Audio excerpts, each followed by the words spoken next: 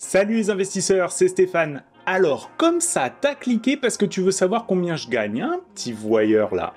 Bon, t'inquiète, moi aussi, j'aime ça, savoir combien les autres y gagnent, et aujourd'hui, je vais te révéler tous les petits détails. Mais par contre, je commence pas avant que tu m'aies mis un gros like et que tu te sois abonné là. Non, non, je déconne pas, j'attends.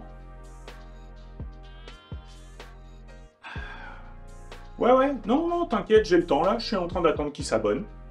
Bon, ça y est, tu t'es abonné? Alors, c'est parti! Alors, pour commencer, combien j'ai gagné cette année? Tu peux voir sur cette ligne que je me suis fait 101 676 $, et c'est une grosse augmentation par rapport à l'année passée. Mais en fait, c'est juste qu'en 2023, j'ai passé une grosse partie de l'année à pas travailler.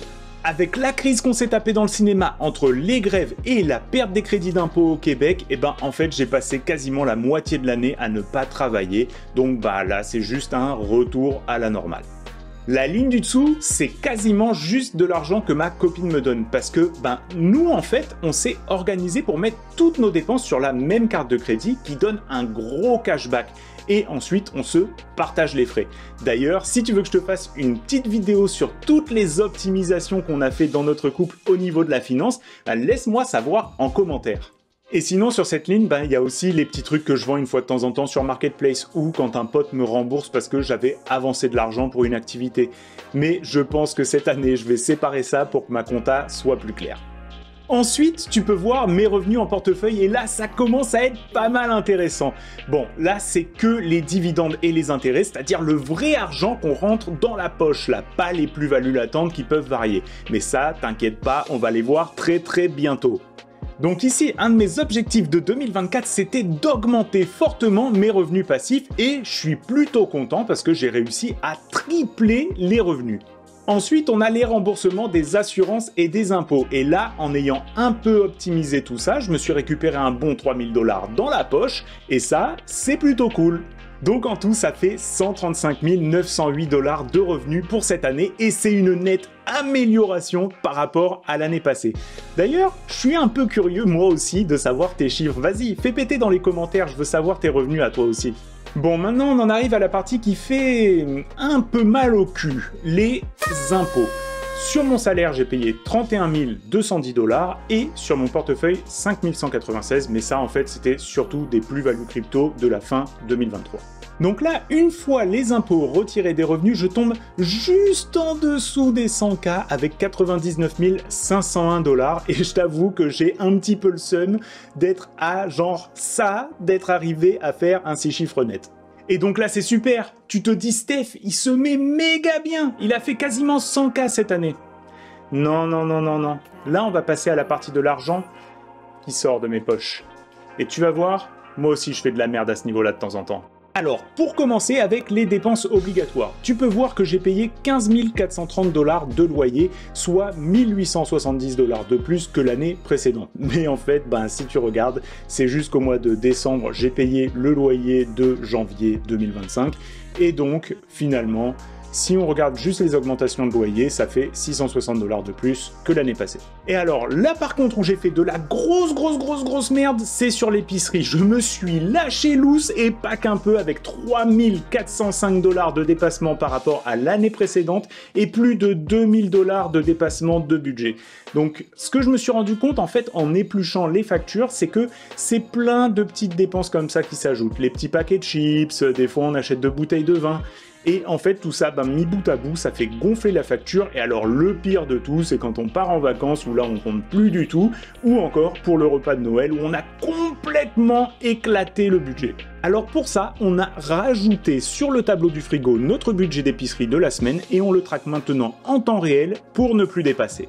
D'ailleurs, dis-moi, c'est quoi toi tes techniques pour ne plus dépasser ton budget? Laisse-les-moi en commentaire parce que j'aimerais bien m'en inspirer et les essayer.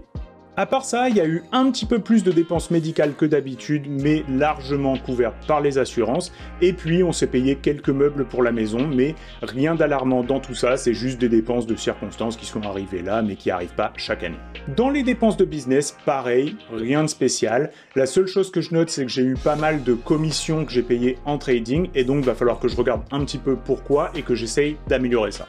Et là, on va passer à la section plaisir avec les dépenses de bien-être. Et cette année, je m'en suis super bien sorti ici, alors qu'on n'a pas du tout fait de sacrifice à ce niveau-là, ce qui est plutôt cool.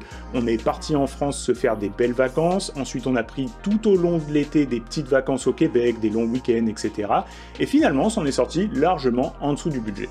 Par contre, c'est au niveau des activités et des restos qu'on a encore une fois explosé le budget. Donc t'as bien compris que le problème dans notre couple, c'est de se maîtriser sur la bouffe. Alors hop, ça aussi, ça part sur le tableau du frigo. La seule autre grosse différence, c'est sur cette ligne où, en fait, je rembourse ma copine ou mes amis lorsqu'ils m'avancent de l'argent.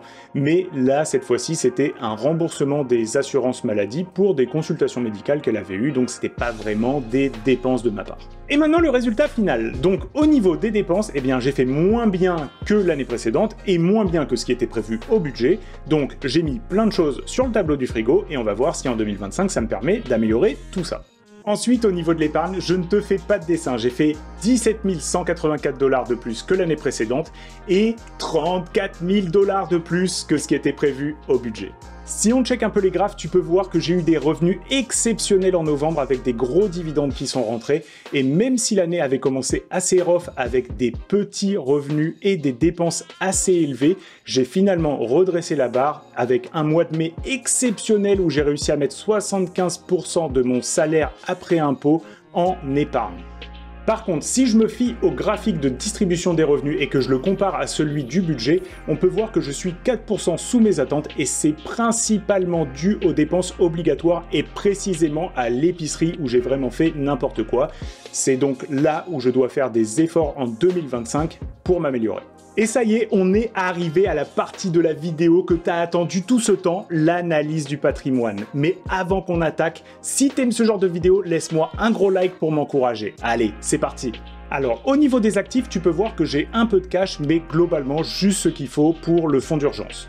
Ensuite, j'ai 113K dans des fonds monétaires parce que je suis sorti de certaines positions en fin d'année et que, comme à chaque début d'année, je rebalance mon portefeuille pour l'aligner au mieux possible avec mes objectifs. Après, tu peux voir que j'ai 72K en obligations qui me rapportent un bon taux d'intérêt, mais là, pareil, je suis en train tranquillement de sortir de ces positions pour repondérer mon portefeuille en début d'année. Niveau stocks, j'ai beaucoup moins qu'avant avec 30 000 $ d'investis parce que là aussi, c'est en cours de repondération.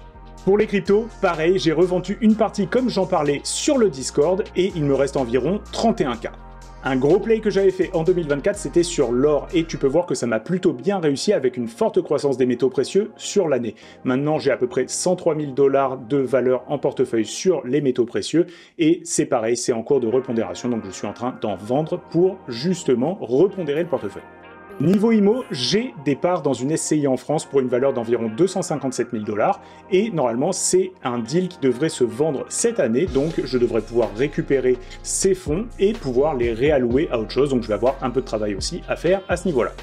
Et puis pour le reste, les équipements de sport, les meubles, etc., j'ai à peu près 10 000 $ de valeur détenue là-dedans. Alors ce que je veux que tu regardes, c'est que quand on compare avec l'année 2023, eh bien j'ai augmenté ma valeur nette de 109 000 $, soit 20,6%. Et si on enlève en fait la partie d'épargne qu'il y a là-dedans, il me reste 65 411 $ que j'ai généré juste avec mon portefeuille, soit une performance de 12,4%.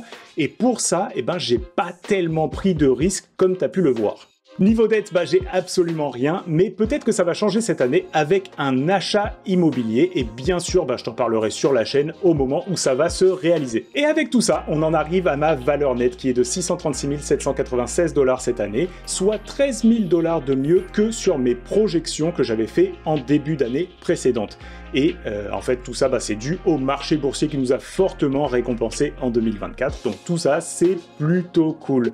Et si je reste en ligne avec mes projections pour l'année 2028, je devrais être au-dessus de 856 000 $ d'ici là.